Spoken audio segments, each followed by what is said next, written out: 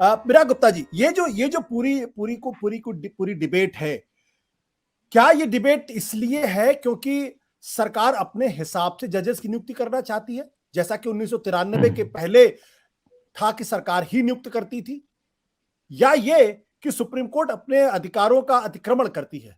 क्योंकि अगर लोग ये कहते हैं कि जजेस की नियुक्ति करते हैं, तो फिर ये सवाल भी खड़ा होता है कि प्रधानमंत्री भी तो सारे मंत्रियों की नियुक्ति करते हैं, वो सिस्टम भी ओपैक है। प्रधानमंत्री कभी नहीं बताते कि उन्होंने किस मंत्री को क्यों ये पद दिया और किस लिए पद दिया, तो जज क्यों ये बताएं? विराग जी। आशुतोष जी, इस पूरी चर्चा को हम लोग 4 बिंदुओं में समझें तो शायद कुछ और भी चर्चा का स्तर व्यापक हो सकता है। कि पहले मैं आपके सवाल का जवाब दूं, फिर चारों बिंदुओं करूंगा। कि प्रधानमंत्री के साथ चीफ जस्टिस की तुलना करना बिल्कुल गलत है, क्योंकि प्रधानमंत्री को जनता से जनादेश मिलता है और प्रधानमंत्री को 5 साल बाद बदला जा सकता है। और प्रधानमंत्री को, कोई भी प्रधानमंत्री हो, वो जनता से चुना है और लोकतंत्र मतलब जनता का बहुमत। इसलिए प्रधानमंत्री के साथ चीफ जस्टिस की तुलना करना बिल्कुल ठीक नहीं है। दूसरी बात, अब वो 4 बिंदु क्या क्या हैं।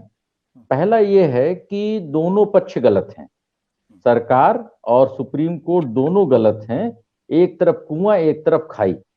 सरकार एक बहुमत वाली सरकार है और बहुमत वाली सरकारों की टेंडेंसी होती है संविधान के सारे स्तंभों पर कब्जा करने की, क्योंकि उन्हें लगता है कि बहुमत, चाहे इंदिरा गांधी हो कोई भी हो, कि हमारे पास सारे संस्थानों का अधिकार होना चाहिए और जुडिशरी उसमें सबसे अहम है, तो सरकार की मंशा है ये। और अगर सुप्रीम कोर्ट के लिहाज से देखें तो जज एक जो सामंती सिस्टम है, जिसमें मनमौजीपन है, जिसमें मनमानापन है, उस सिस्टम को छोड़ने के लिए तैयार नहीं है। ये पहला एक विरोधाभास है या असमंजस की स्थिति है। दूसरा, कि आजादी के बाद जो हमारी कार्यपालिका है और या फिर हमारा जो विधायिका है, दोनों में बहुत सुधार हुए, दोनों में पारदर्शिता आई और अफसर नेता जेल जाते हैं, उनके खिलाफ मुकदमे चलते हैं, उनको 5 साल बाद जनता हटा देती है, बर्खास्तगी हो जाती है। लेकिन जुडिशरी में पिछले 72 सालों में आज तक एक भी जज के खिलाफ देश में इम्पीचमेंट नहीं हुआ। ये दूसरी बड़ी बात है। तीसरी बड़ी बात यह है कि पूरे देश में रोजगार का बड़े पैमाने पर एक हल्ला है, एक युवाओं में गुस्सा है, जरूरत है। आज मंत्री एक चपरासी की नियुक्ति नहीं कर पाते या करते हैं तो विवाद हो जाता है, लेकिन जज अपने ही लेवल पे जजों की नियुक्ति करते हैं और उसमें बड़े पैमाने पर एक परिवारवाद है, भाई भतीजावाद है। और ये सबसे बड़ी एक यूपीएससी से भी बड़ी संस्था है कि कुछ सुप्रीम कोर्ट की चीफ जस्टिस एक भी जज की नियुक्ति नहीं कर पाते और कुछ के समय में 300-400 जज हो जाते हैं। तो वो जो है, ये तीसरा एक सबसे बड़ा है। और चौथा है कि दोनों पक्षों की मंशा ठीक नहीं है।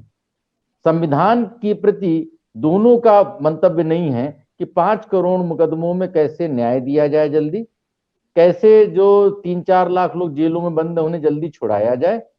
तो ये दोनों पक्षों की ये नहीं है और ये लोग व्यक्तिगत हितों से संचालित होने की वजह से जो संविधान की शपथ है, जिसमें कि आम जनता को न्याय देने के प्रति, आम जनता के प्रति इनके जो संकल्प हैं, चाहे नेता हो चाहे जज हो, उन दोनों में वो कहीं भी कोई वो मंशा नहीं है। ये एक दुर्भाग्य की बात है। इसलिए इस लिहाज से इस पूरे, हमें ब्लैक एंड व्हाइट की सरकार गलत है या जुडिशरी गलत है, सरकार से यह सवाल पूछने की जरूरत है कि एनजेसी कानून तो 7 साल पहले खत्म हो गया था, अब अचानक आपको कोई चिंता आई, 7 साल में कोई चिंता नहीं आई।